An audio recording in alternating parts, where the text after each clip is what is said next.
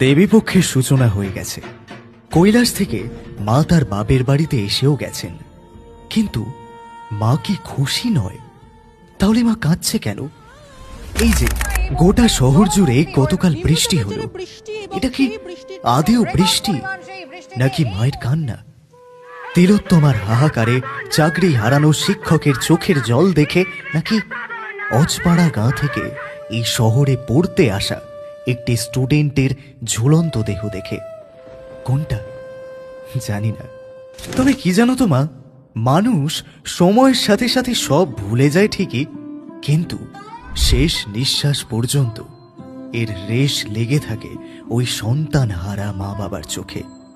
অন্তত তাদের কথা ভেবে এই কটা দিন সব ভুলিয়ে দাও। আর কেঁদো না মা, আর কেঁদো না। তোমার এই পুজো কেন্দ্র করে যারা গোটা বছর অপেক্ষা করে থাকে তাদের জীবিকা নির্বাহের, তাদের কথা একটু ভেবো মা। আর কেঁদো না মা, আর কেঁদো না।